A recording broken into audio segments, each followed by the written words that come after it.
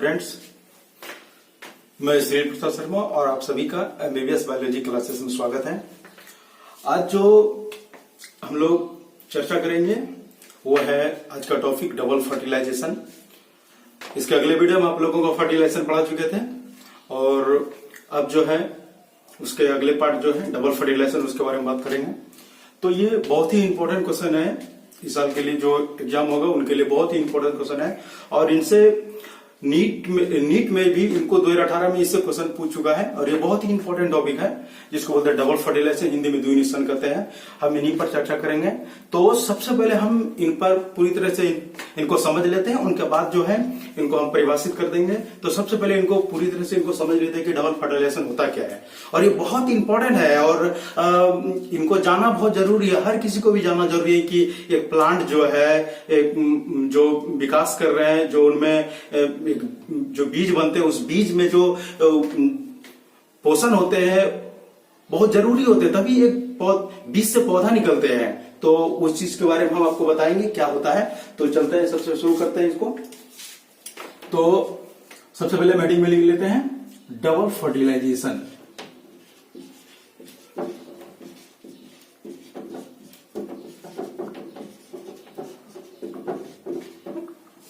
हिंदी में इसको कहा जाता है द्विनिषेचन।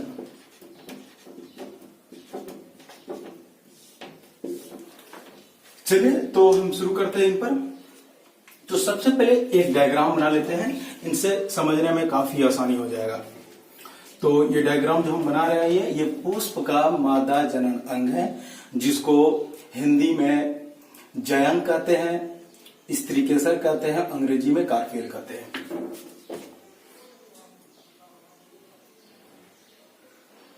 तो आप सभी इनको ध्यान से थोड़ा देख लीजिए।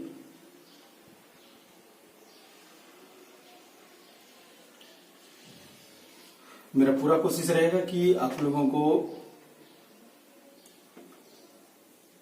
इस वीडियो को देखते समय ही आपको इस क्वेश्चन का आंसर पूरी तरह से समझा दूं और याद करवा दूं, ताकि आपको ज्यादा समय तक पढ़ने की जरूरत न पड़े। तो चलिए शुरू होते हैं।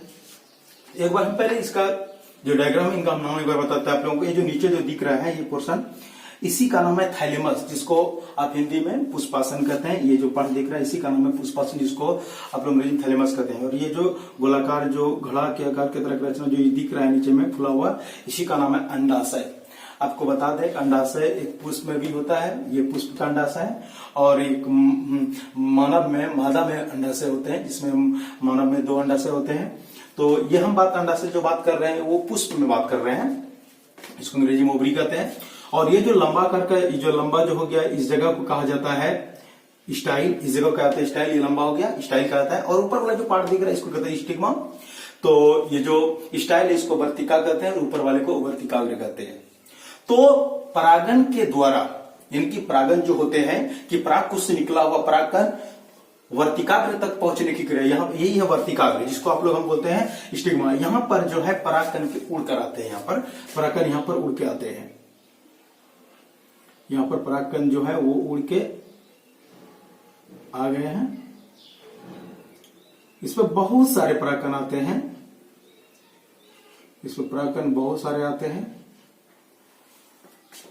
रात के समय में इस पर ओस गिरते हैं, ओस जो रात में जो पानी की तरह जो नमी हो जाता है ओस, इसके ऊपर ओस गिरता है, जिसके वजह से ये जो परागकण जो दिख रहा है ये अंकुरित होते हैं, तो जर्मिनेट करते हैं और ये इनसे अंकुरन निकलते हैं। इनमें अंकुरन सभी में निकलते हैं और अपने एक ट्यूब बनाते हैं जिसको पॉलन ट्यूब कहते हैं, वो अंदर की ओर जाते हैं। तो हम उनको समझाने से पहले एक चीज थोड़ा सा देख लीजिए आप लोग ध्यान से कि यहाँ पर इनके अंदर ये अंडाशय, जो अंडाशय के अंदर में एक और पार्ट्स बनते हैं जिसको कहते हैं फीमेल गेमेटोफाइट, जिसको आप भ्रूणकोश कहते हैं, अंग्रेजी में एम्ब्रियो सैक बोलते हैं, हिंदी में मादा युग्मोद्भिद कहते हैं। तो ये जो है ये अंदर बनता है। तो इसका डायग्राम हम पहले आपको पढ़ा चुके हैं आप लोगों को। तो इसमें देखिए ये बीच में देखिए ये लंबा आकार का जो बन गया, इसको आप नरेंद्र मोदी की तरह समझिए, नरेंद्र मोदी हुआ। और इसके दोनों बगल में उसका जो बॉडीगार्ड होते हैं, ये बॉडीगार्ड हो गया इनके दोनों बगल में। और यहाँ पर जो दिख रहा है ये 3 को छोटा छोटा सेल जो आपस में जुड़ा हुआ रहता है, 3 आपस में जुड़ा हुआ रहता है, और बीच में 2 सेल आपस में जुड़ा हुआ रहता है बीच में। तो इसमें जो लंबा, जिसको आप नरेंद्र मोदी के नाम से थोड़ा आपको याद रखने के लिए बता दिए कि ये इसको थोड़ा याद रहेगा। तो ये जो लंबा आकार का जो सेल है, इसी सेल का नाम है एग सेल। इसी कहते हैं एग सेल।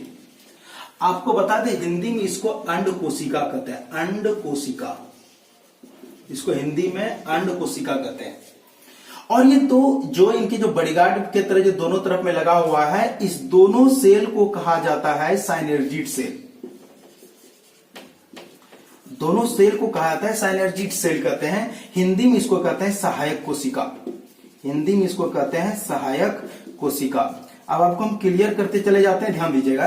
ये जो एक सेल दिख रहा है, इसमें जो क्रोमोसोम नंबर होता है, गुणसूत्र की संख्या जो होती है, इसमें एन होता है। आपको बता दीजिए जो साइनर्जिड सेल है, इसमें भी जो गुणसूत्र की संख्या होती है वो भी एन होता है। साइनर्जिड सेल में गुणसूत्र की संख्या एन। इसके बीच में जो दिख रहा है, ये पार्ट जो दिख रहा है, इसी का नाम है सेकेंडरी न्यूक्लियस, जिसको हिंदी में द्वितीयक केंद्रक कहते हैं। इसको पोलर न्यूक्लियाई भी इसका नाम है, तो इसको बोलते हैं सेकेंडरी न्यूक्लियस, सेकेंडरी न्यूक्लियस। इसी को कहते हैं द्वितीयक केंद्रक, द्वितीयक केंद्रक। और इसमें जो गुणसूत्र की संख्या होती है वो 2n होता है। ये जो सेकेंडरी न्यूक्लियस है, इसमें गुणसूत्र की संख्या 2n होता है। और ये जो तीनों सेल आपस में जो चिपका हुआ है, सटा हुआ है, इन्हीं तीनों सेल का नाम है एंटीपोडल सेल, एंटीपोडल सेल। और इनमें जो क्रोमोसोम नंबर होते हैं, गुणसूत्र की जो संख्या होती है, वो होता है n। ये आपको हम पहले एक बार आपको समझा दिए ताकि आगे आपको थोड़ा आसानी हो समझने में। आपको एक बार फिर से हम रिपीट कर देते हैं कि ये जो पार्ट्स देख रहे हैं लंबा आकार का जिससे, जिसको आप नरेंद्र मोदी के नाम से बोले, इसको होता है एक सेल, जिसको अंड कोशिका होता है, इसमें गुणसूत्र संख्या एन होती है। जो बीच में जो पार्ट्स दिख रहा है, इसको कहते हैं द्वितीयक केंद्रक, इसको सेकेंडरी न्यूक्लियस अंग्रेजी में कहते हैं। इसमें गुणसूत्र संख्या 2n होता है। आपको बता दिए, बहुत इंपॉर्टेंट है, ज्यादातर इनको इंटर में जो है इनको पूछा जाता है, चाहे वो सीबीएसई हो, SC/SC बोर्ड हो, उस सब में इस सब तरह का सवाल रहेगा कि बताइए कि सेकेंडरी न्यूक्लियस जो द्वितीयक केंद्रक है, उसमें गुणसूत्र की संख्या कितनी होती है। बहुत इंपॉर्टेंट है ये। अगला कि एक सेल, इसमें पूछा जाता है कि बताइए कि एक सेल में गुणसूत्र की संख्या कितनी होती है, बताएंगे। तो आपको बता दें, इस तरह का सवाल आपके सामने आ सकता है और पूछा भी जाता है आपको। तो बोले एंटीपोडल सेल में गुणसंख्या n होती है। तो हम यहां पर अब जो चर्चा करेंगे, अब आगे इन पर हम बात कर रहे हैं, इन सबको हटा देते हैं ताकि आपको समझने में ज्यादा प्रॉब्लम ना हो। तो हम इनको हटाकर अब जो है आपका जो जरूरी चीज है, हम उन पे बात कर रहे हैं कि इनको कैसे समझना है। ये दोनों पार्ट्स रहना बहुत जरूरी है। इनको इनका नाम इसलिए रहने के लिए दिया ताकि आपको समझने में काफी आसानी होगा, क्योंकि इनका जरूरत है इस टॉपिक को समझने में। तो इसलिए इनको रहने दिए। चलते हैं अब आगे, हम इनको ये करते हैं। देखिए, हम यहां तक आप लोगों से बात कर चुके थे कि ये जो है परागकण जो है, इसी का नाम है परागकण। इसको अंग्रेजी में पोलन ग्रेन कहते हैं, पोलन ग्रेन। हिंदी में इसको परागकण कहते हैं। ठीक है। ये परागकण जो है जर्मिनेट करते हैं। आपको बताया कि ओस गिरने के बाद जो है ये अंकुरित होते हैं, और अंकुरित होने के बाद जो है ये अपना एक नली बनाते हैं, ट्यूब बनाते हैं, जिसी को बोले तो पोलन ट्यूब कहते हैं। आपको बता दें, इनमें परागकण बहुत सारे गिरते हैं, सब में ट्यूब बनते हैं, लेकिन सभी ट्यूब आकर जो है इनमें प्रवेश नहीं कर पाते हैं। ये जो भ्रूणकोश इसमें प्रवेश नहीं कर पाते हैं। इसमें केवल एक ही जो होगा जो इनमें इंटर कर पाएंगे, एम्ब्रियो सेक में, जो कि हम आपको दिखा रहे हैं। अब आप लोगों को इसी का एक छोटा सा सवाल है, इस चीज को बहुत इंपॉर्टेंट है, ये बहुत इंपॉर्टेंट है, और ये कंपटीशन वाले के लिए भी बहुत इंपॉर्टेंट है इस चीज को। ये जो यहां पर जो ये जो हम बनाए, इसी का नाम है पोलन ट्यूब, इसी का नाम है पोलन ट्यूब। इसको हिंदी में पराग नली कहते हैं। अब इनको जरा समझिएगा, हम किस बात पर बात कर रहे हैं, जरा ध्यान दीजिएगा। कहता क्या कि ये पोलन ट्यूब में जो ग्रोथ होती है, ये जो वृद्धि कर रहे हैं, बहुत इंपॉर्टेंट चीज है, ये जो ग्रोथ कर रहे हैं, ये जो बढ़ रहा है, तो इनको बढ़ने में किस तत्व की आवश्यकता होती है, सवाल आता है। ये बहुत इंपॉर्टेंट है, ये बहुत ही कम लोग इस चीज को जान रहे हैं कि ये जो पोलैंड ट्यूब जो ग्रोथ कर रहे हैं, जो वृद्धि करते हैं, इनमें किस तत्व की आवश्यकता, किस एलिमेंट की आवश्यकता होती है। हम उस तत्व का नाम बता रहे हैं और आप सभी जो है उस तत्व का संकेत और उनका जो परमाणु संख्या और उनका परमाणु द्रव्यमान आप सभी कमेंट बॉक्स में आप लिख कर भेजिएगा। हम बता देते हैं उस तत्व का नाम, लेकिन आप उनका संकेत और उनका परमाणु संख्या और परमाणु द्रव्यमान जो है जरूर कमेंट बॉक्स में लिख के दीजिएगा, ठीक है। तो हम बात कर रहे हैं, देखिए, तो इनको जो ग्रोथ करते हैं उसका नाम है बोरॉन। बोरॉन, बोरॉन जिसको बोलते हैं आप लोग बोरॉन। तो ये जो बोरॉन जो तत्व है वही इनको जो है ग्रोथ करने में, उसी वही बोरॉन जो है वो ये जो पोलैंड ट्यूब है इसको ग्रोथ करने में काफी मदद कर, वही इनको ग्रोथ करने में। अगर ये बोरॉन की मात्रा यदि कम रहेगा तो ये ग्रोथ कम करेगा, अगर संतुलित मात्रा में है जितनी आवश्यकता है इनको, तो ये बेहतर तरह से ग्रोथ कर पाएगी, ठीक है। तो हम चलते आगे। तो यहां से ये जो पोलैंड ट्यूब है जो यहां से जो प्रवेश करेंगे, अब इस जगह भी बहुत सारे सवाल आते हैं, इसको समझिए। पोलैंड जो ट्यूब जो इस जगह प्रवेश करेंगे, बहुत सवाल आता है कि आखिर भ्रूणकोश में जो पोलैंड ट्यूब एंटर करते हैं, प्रवेश करते हैं, तो किस कोशिका से होते हुए प्रवेश करता है। तो आपको बता देते हैं, ये जो दोनों साइड वाले जो देख रहे हैं इसी से होते हुए प्रवेश करता है, जिसका नाम है साइनर्जिक सेल, आप जिसको बोलते हैं सहायक कोशिका, इनसे होते हुए प्रवेश करता है। जैसे ही पोलैंड ट्यूब इनसे प्रवेश करते हैं, ये सेल इस जगह पर जो पोलैंड जो आपका जो साइनर्जिक सेल है वो ब्लास्ट कर जाते हैं। तो यहां पर ब्लास्ट करते समय आप जरा ध्यान दीजिएगा, आपको बता देते हैं आगे कि ये जो पोलैंड ग्रेन है, परागकण जो है, इस चीज को आप अपने ब्रेन में बिठा लीजिए, काफी आसान। वो हम आपको बाद में बता देंगे क्या होता है। एक परागकण से, मतलब एक पोलैंड ग्रेन से 2 नर युग्मक का निर्माण होता है। एक परागकण जो है, एक परागकण से 2 नर युग्मक का निर्माण होता है, 2 मेल गेमीट का निर्माण। इस बात को आप ध्यान में अपने मस्तिष्क में डाल लीजिए, इसको भूलना नहीं है। आपको बता दे रहे हैं कि पोलैंड ग्रेन जो होते हैं उसमें एक परागकण में 2 नर युग्मक होते हैं, 2 मेल गेमीट होते हैं। तो ये दोनों मेल गेमीट देख लीजिए, यहां पर ये दोनों निकला, आप देख सकते हैं, और ये नीचे की ओर आ रहा है। देखिए 2 मेल गेमीट है जो नीचे की ओर आ रहा है, चित्र के माध्यम से आपको दिखा रहे हैं, आप देखते रहिए। तो जैसे ही इस जगह पर जो आपको बोले कि प्रवेश करता है तो यह ब्लास्ट होता है। वैसे ही ब्लास्ट हुआ, जैसे ही ब्लास्ट हुआ, एक कोशिका, एक जो मेल गेमीट यहां पर आ गया और एक मेल गेमीट यहां पर आ जाता है। अब ध्यान दीजिएगा, एक जो नर युग्मक, एक नर युग्मक यहां। अब जरा ध्यान दीजिएगा कि ये जो फर्स्ट मेल गेमीट, ये सेकंड मेल गेमीट हुआ। तो पहला नर युग्मक जो है वो एक सेल से, किसे फ्यूज करता है, एक सेल से, जिसको बोलता है अंड कोशिका, एक सेल से फ्यूज करता है, संलयन करता है एक सेल से। हम आपको पहले भी बता चुके हैं कि एक सेल का ही दूसरा नाम है फीमेल गेमीट, यानी कि इसको मादा युग्मक भी कहते हैं। आपको बता दें, इसको मादा युग्मक भी कहते हैं। एक सेल का दूसरा नाम मादा युग्मक भी है। तो आपको बता दें, पहला नर युग्मक जो है अंड कोशिका से संलयन करती है, यानी निषेचन होता है, फर्टिलाइजेशन होते हैं। आपको बता दें, साइंटिस्ट इसका नाम इस जगह जो रखा हुआ है उसको कहता है ट्रू फर्टिलाइजेशन, यानी क्या, सत्य निषेचन। अगर ये देखिए इस तरह से बहुत सारे ऐसे आपस में लड़के में बात होता है कि ये बताओ कि ट्रू फर्टिलाइजेशन क्या है, तो थोड़ी सी उनको लग जाता है कि इनमें क्या होता है कि इस तरह का कहीं फॉल्स फर्टिलाइजेशन, ट्रू फर्टिलाइजेशन इस तरह का सुनने के लिए नहीं मिलता। लेकिन आपको बता दें, इस चीज को जानकारी रखना बहुत जरूरी है कि कहता है कि पहला नर युग्मक जो अंड कोशिका से जो संलयन करेंगे, वो जो निषेचन हुआ उसको कहता है फर्टिलाइजेशन। लेकिन इस फर्टिलाइजेशन का नाम कहा जाता है ट्रू फर्टिलाइजेशन, इसी को कहते हैं ट्रू फर्टिलाइजेशन कहा जाता है। तो हम आगे अब चलते हैं। तो पहला जो इनसे मिला, पहला नर युग्मक जो अंड कोशिका से जो संलयन किया, इन्हीं को कहा जाता है निषेचन। आपको हम पहले भी बता चुके हैं, अगले वीडियो में जो आपको पढ़ाए थे कि फर्टिलाइजेशन क्या है, निषेचन क्या था, आपको हम बताए थे कि नर युग्मक और मादा युग्मक का संलयन होकर, ध्यान दीजिएगा, बोले कि नर युग्मक और मादा युग्मक का संलयन होकर युग्मनज बनाने की क्रिया को, बोले तो नर युग्मक और मादा युग्मक का संलयन होकर युग्मनज बनाने की क्रिया को निषेचन कहते हैं। ये बात हम आपको पहले बता चुके थे। और यहां पर इस बात को जरा ध्यान दीजिए कि एक सेल का यानी अंड कोशिका का ही दूसरा नाम है फीमेल गेमीट, जिसको बोलते हैं मादा युग्मक। आपको बता चुके हैं, वही बोले आपको कि पहला नर यानी कि नर युग्मक, यहाँ जो पहला नर युग्मक और अंड कोशिका संलयन होकर युग्मक बनाती है।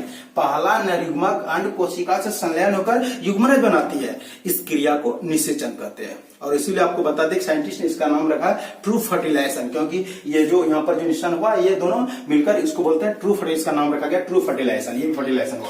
अब आगे जो दूसरा जो नर युग्मक है, ध्यान दीजिएगा कि ये जो दूसरा नर युग्मक है वो द्वितीयक केंद्रक से संलयन होता है, यानी सेकेंडरी न्यूक्लियस से संलयन करती है। दूसरी जो है इनसे संलयन करती है। अब ध्यान दीजिएगा, तो बोले क्या दूसरा नर युग्मक द्वितीयक केंद्रक से संलयन करती है। संलयन करके ये बनाता है इंडोस्पर्म, जिसको आप बोलते हैं भ्रूणपोष। क्या बनता है? इंडोस्पर्म, जिसको आप लोग क्या बोलते हैं? भ्रूणपोष। इस जगह पर आप थोड़ी सी चीज को जरा समझ लीजिएगा कि आपको बता दें, ये जो नर युग्मक आपको हम बताए, ये जो नर युग्मक दिख रहा है, तो प्रत्येक नर युग्मक में गुणसूत्र की संख्या n होती है। जितने भी नर युग्मक होगा सब में क्रोमोसोम संख्या n ही होता है, तो इसमें n होता है, ठीक है। और द्वितीयक केंद्रक सेकेंडरी न्यूक्लियस, इसमें गुणसूत्र की संख्या 2n, आपको हम पहले बता चुका है 2n है। और नर युग्मक में कितना n है, n और ये 2n आपस में मिल गया तो कितना n का निर्माण होगा? 3n का निर्माण होगा, जिसको आप लोग जो है वो जो ट्रिपल फ्यूजन, इसको इसी को कहते हैं ट्रिपल फ्यूजन का त्रिसंलयन के भी नाम से जानते हैं। कि दूसरा नर युग्मक सेकेंडरी न्यूक्लियस से फर्टिलाइज करेगा, यानी कि निषेचित करेगा, संलयन करेगा, तो 3n वाली संरचना का निर्माण होगा। 3n वाली संरचना का निर्माण होता है, जिसी को कहते हैं त्रिसंलयन या तो ट्रिपल फ्यूजन कहते हैं। हम उस पर आगे भी एक पर्सनल क्वेश्चन पे हम डिस्कस करेंगे, पहले इस चीज को समझ लीजिए। तो हम अब जो आगे जो आपको बात कर रहे हैं कि आपको पूछा जाएगा कि बताइए कि डबल फर्टिलाइजेशन क्या है, तो इनको परिभाषा के रूप में क्या बोलेंगे, जरा ध्यान दीजिएगा। क्या बोले जैसा कि हम जानते हैं, ध्यान दीजिएगा क्या बोले कि जैसा कि हम जानते हैं कि एक परागकण से 2 नर युग्मक का निर्माण होते हैं। ध्यान दीजिएगा, बोले कि जैसा कि हम जानते हैं कि एक परागकण से 2 नर युग्मक का निर्माण होता है, जिसमें से पहला नर युग्मक अंड कोशिका से संलयन होकर युग्मनज बनाती है। इस क्रिया को निषेचन कहते हैं। पुनः दूसरा नर युग्मक द्वितीयक केंद्रक से सेकेंडरी न्यूक्लियस से निषेचन यानी कि संलयन होकर, दूसरा नर युग्मक सेकेंडरी न्यूक्लियस से संलयन होकर भ्रूणपोष का निर्माण करता है, इंडोस्पर्म का निर्माण करता है, भ्रूणपोष का निर्माण करता है। वैज्ञानिकों का ऐसा मानना है कि यह भी एक प्रकार का निषेचन है। जो दूसरा नर युग्मक और द्वितीयक केंद्रक जो आपस में मिला, तो वैज्ञानिकों का ऐसा मानना है कि यह भी एक प्रकार का निषेचन है। तो यहाँ पर देखा जाता है कि निषेचन की क्रिया 2 बार संपन्न होती है, जिससे डबल फर्टिलाइजेशन या द्वि निषेचन करे। एक बार फिर से हम रिपीट कर देते हैं, आपको ध्यान दीजिएगा। ये आपको एक बार आप ध्यान से सुन लीजिएगा, आपको रटने का जरूरत नहीं पड़ेगा, आपको ऐसे ही याद हो जाएगा। ध्यान दीजिए क्या बोले, हम बोले क्या कि जैसा कि हम जानते हैं, ध्यान दीजिएगा, बोले जैसा कि हम जानते हैं कि एक परागकण से, जैसा कि हम जानते हैं कि एक परागकण से 2 नर युग्मक का निर्माण होता है। कितना? 2 नर युग्मक का निर्माण होता है, जिसमें से पहला नर युग्मक अंड कोशिका से संलयन होकर युग्मनज बनाती है। पहला नर युग्मक अंड कोशिका से संलयन होकर युग्मनज बनाती है। पुनः दूसरा नर युग्मक द्वितीयक केंद्रक से संलयन कर, पुनः दूसरा नर युग्मक द्वितीयक केंद्रक से संलयन होकर भ्रूणपोष बनाती है, इंडोस्पर्म बनाती है, इंडोस्पर्म बनाती है। वैज्ञानिकों का ऐसा मानना है कि यह भी एक प्रकार का निषेचन है। वैज्ञानिकों का ऐसा मानना है कि यह भी एक प्रकार का निषेचन है, जिससे यह भी एक प्रकार का निषेचन है। और यहाँ पर देखा जाता है कि निषेचन की क्रिया 2 बार संपन्न होती है, जिससे डबल फर्टिलाइजेशन या द्वि निषेचन कहते हैं। एक बार आपको फिर से रिपीट कर देते हैं। आपको बोले कि जैसा कि हम जानते हैं कि एक परागकण से 2 नर युग्मक का निर्माण होता है, जिसमें 2 नर युग्मक, जिसमें से पहला नर युग्मक अंड कोशिका से संलयन होकर युग्मनज बनाती है। इस क्रिया को निषेचन कहते हैं। पुनः दूसरा नर युग्मक द्वितीयक केंद्रक से संलयन होकर भ्रूणपोष इंडोस्पर्म बनाती है। वैज्ञानिकों का ऐसा मानना है कि यह भी एक प्रकार का निषेचन है। और यहाँ पर देखा जाता है कि निषेचन की क्रिया 2 बार संपन्न होती है, जिससे डबल फर्टिलाइजेशन या द्वि निषेचन कहते हैं। आपको इस जगह पर एक थोड़ी सी चीज हम आपको बता देते हैं, जरा ध्यान दीजिएगा। ये जो द्वितीयक केंद्रक से जो मेल हुआ, इनसे जो फर्टिलाइज हुआ, जरा इसको ध्यान दीजिएगा। तो हम क्या बोले, सेकेंडरी मेल गेमीट, यानी सेकंड मेल गेमीट बोल सकते हैं। सेकंड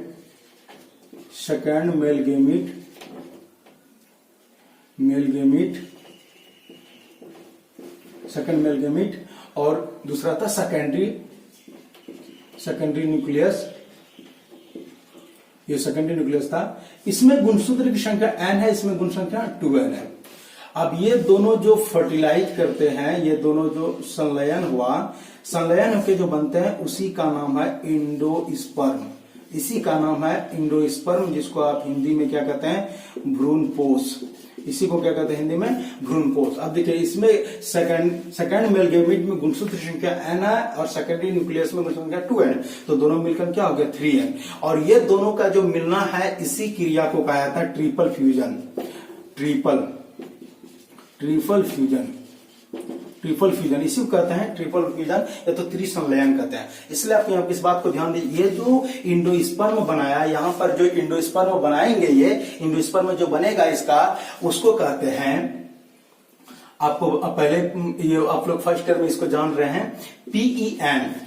आपको पूछा भी गया था कि PEN का पूरा नाम लिखने के लिए, तो इसी को बोलते हैं कि प्राइमरी इंडोस्पर्म न्यूक्लियस। ये जो बनता है इसी को बोलते हैं प्राइमरी इंडोस्पर्म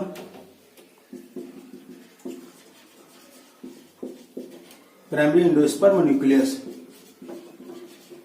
इसी का नाम है प्राइमरी इंडोस्पर्म न्यूक्लियस कहते हैं, यानी कि प्रारंभिक भ्रूणपोष केंद्रक। ऐसे ही इंडोस्पर्म जो बनता है, इंडोस्पर्म उसी को बोलता है पैन, यानी कि प्राइमरी इंडोस्पर्म न्यूक्लियस। आपको ये फर्स्ट में पूछा भी जाता है कि पैन का पूरा नाम है, इसको बोलता है प्राइमरी इंडोस्पर्म न्यूक्लियस। तो आप लोगों को हम विश्वास करते हैं आप लोगों को यहाँ तक में किसी भी तरह का दिक्कत ना हुआ होगा। अगर किसी भी तरह का इसमें दिक्कत हो तो आप लोग कमेंट बॉक्स में लिख के पूछ सकते हैं कि जहाँ पर किसी तरह का प्रॉब्लम हो, तो हम इस पर आगे की बात करते हैं। हम थोड़ा सा यहाँ पर इनको थोड़ा यहाँ पर मिटाना चाहेंगे, तो हम यहाँ पर कुछ बात करना चाहेंगे कि इसमें जरूरत किसकी, और थोड़ी सी कुछ क्वेश्चन जो बनेंगे आप लोगों का, उसी क्वेश्चन पर हम डिस्कस करना चाहते हैं। तो यहाँ पर हम जो बात कर रहे हैं उस पर बात कर रहे हैं। तो आपका जो सवाल जो एग्जाम में रहते हैं वो डबल फर्टिलाइजेशन क्या है, इनके महत्व को बताइए, इस तरह के क्वेश्चन रहते हैं। तो आपको डबल फर्टिलाइजेशन क्या है ये तो हम आपको बता दिए। अब इनका महत्व क्या, उस महत्व को बता देते हैं, तब इसका जो डिस्कवरी जो है वो हम आपको बता देंगे। तो चलते हैं सबसे पहले इनके महत्व के बारे में, यानी कि इनके इंपॉर्टेंस जो है वो उनके बारे में बताने के लिए। तो हम इनका जो है डोनेशन का जो महत्व है वो हम सबसे पहले बात कर रहे हैं। हम इसका इंपॉर्टेंस का बात कर लेते हैं कि इनका जो महत्व है वो क्या है। तो चलते सबसे पहले, तो सबसे पहला महत्व क्या है कि द्वि निषेचन से भ्रूणपोष का निर्माण होता है।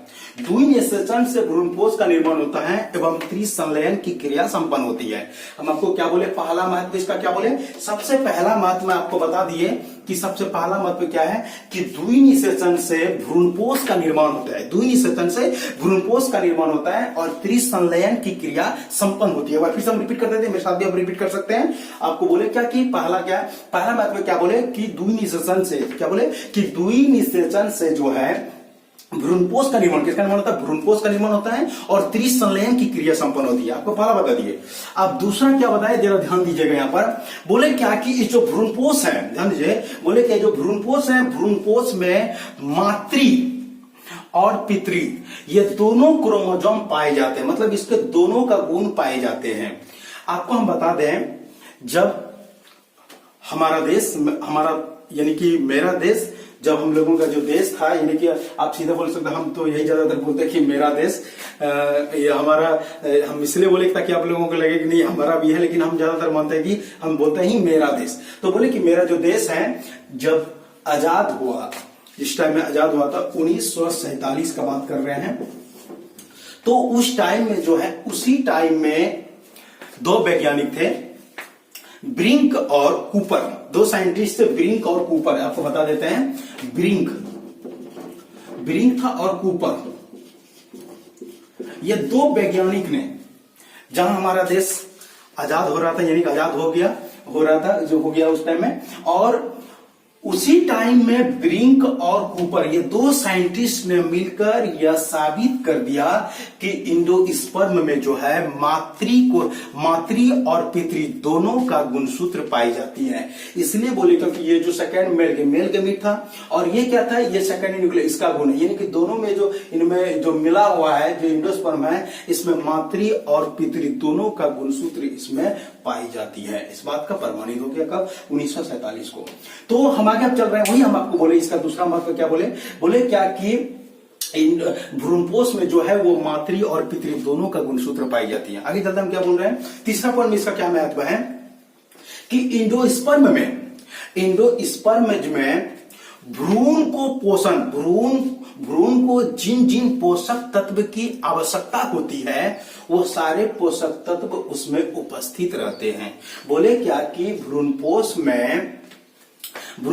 में वो सभी पोषक तत्व उपस्थित रहते हैं जिस पोषक तत्व की एक भ्रूण को विकसित होने के लिए आवश्यक होती है। यानी कि भ्रूण को विकसित होने के लिए आवश्यक पोषक तत्व जो है वो इंडोस्पर्म में उपस्थित रहती है। ये इनका महत्व है।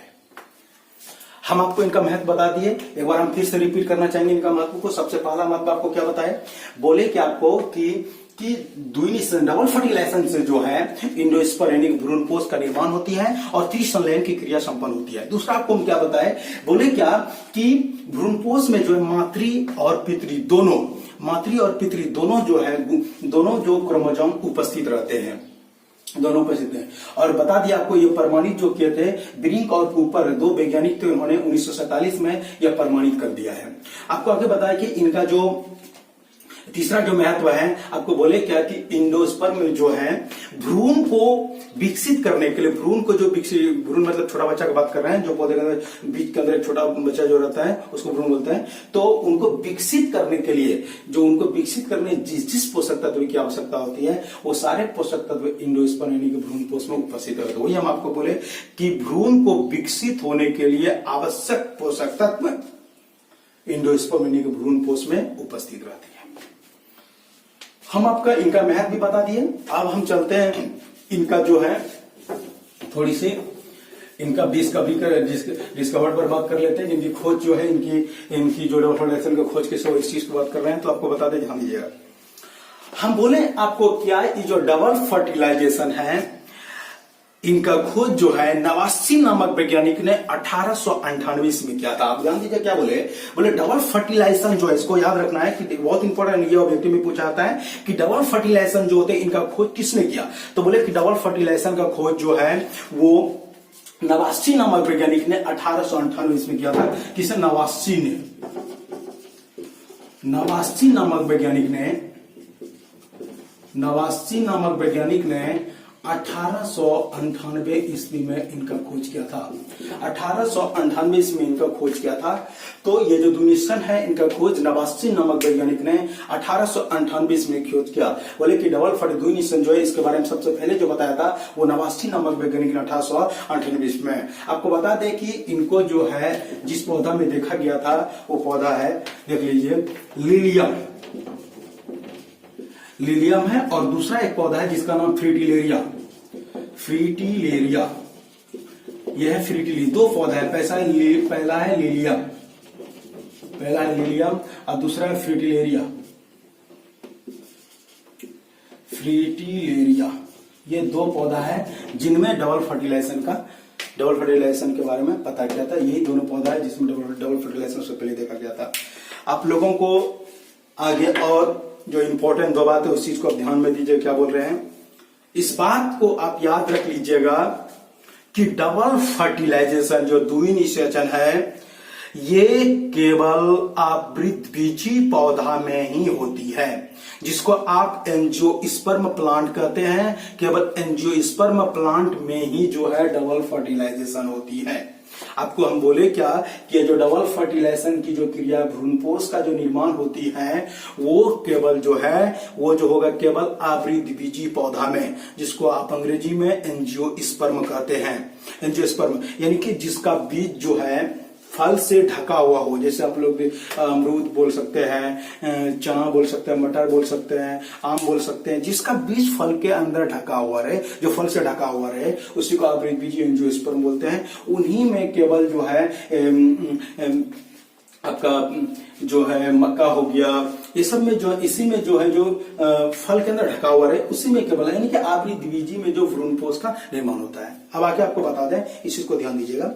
बोले क्या कि और एक जो बात कर रहे हैं वो अनावृत बीजी पौधा, अनावृत बीज जिसको बोलते हैं जिम्नोस्पर्म, इसमें डबल फर्टिलाइजेशन की क्रिया नहीं होती है। इस बात को आपको बता दे रहे हैं कि आपको बताए कि भ्रूणपोष में तो आवृत बीजी जो पौधे होते हैं, आवृत बीजी पौधे जो होते हैं उसपे जो इंडोस्पर्म भ्रूणपोष है, उनके जो भ्रूणपोष है उसमें जो गुणसूत्र की जो संख्या होगा वो 3n होगा, लेकिन अनावृत बीजी पौधे यानी जिम्नोस्पर्म के जो होगा उसमें जो भ्रूणपोष उनमें होगा उनमें गुणसूत्र की संख्या केवल n होगा। इस बात को आप लोग ध्यान दे दीजिएगा इस चीज को। तो यहाँ पर आप लोगों का डबल फर्टिलाइजेशन समाप्त होता है, लेकिन एक बार हम फिर से रिपीट कर देते हैं आप लोगों के लिए। बहुत इंपॉर्टेंट क्वेश्चन क्या है उस चीज को सुन लीजिए। सवाल रहेगा आप लोगों का कि द्विनिषेचन क्या है, इसके महत्व को बताइए। तो हम इसको जो पूरी तरह से बता दिए इनको कि आपको पूछा जाए डबल फर्टिलाइजेशन क्या, एक बार फिर से हम रिपीट कर देते हैं। बोलेंगे कि जैसा कि हम जानते हैं, ध्यान दीजिएगा क्या बोले जैसा कि हम जानते हैं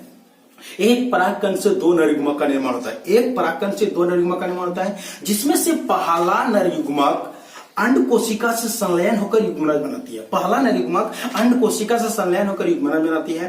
पुनः दूसरा नरयुग्मक द्वितीय केंद्रक से संलयन होकर भ्रूणपोष बनाती है, इंडोस्पर्म बनाती है। वैज्ञानिकों का ऐसा मानना है कि यह भी एक प्रकार का निषेचन है और यहाँ पर देखा जाता है कि निषेचन की क्रिया 2 बार संपन्न होती है जिसे डबल फर्टिलाइजेशन ये द्विनिषेचन कहते हैं।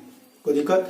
और इनके महत्व जो आपको बता दिए। तो सबसे पहला इनका महत्व जो है आपको हम बता रहे हैं कि बोले आपको कि इसमें भ्रूणपोष का निर्माण होती है, त्रिसंलयन की क्रिया संपन्न होती है। और दूसरा आपको हम बता दिए कि जो है 1947 में जो है यह बात साबित हो गया कि भ्रूणपोष में जो है मातृ और पितृ जो है दोनों का क्रोमोसोम पाई जाती है। अगला आपको बता दिए कि जो इंडोस्पर्म में जो है भ्रूण को विकसित होने के लिए जिन जिन पोषक तत्व की आवश्यकता होती है वो इंडोस्पर्म में उपस्थित रहते हैं। Thank you. अब आप लोग जो देख रहे हैं आप जो इस चैनल को सब्सक्राइब नहीं किए हुए हैं वो सब्सक्राइब कर लिए और अच्छा लगे तो कमेंट कीजिए, लाइक कीजिए। धन्यवाद।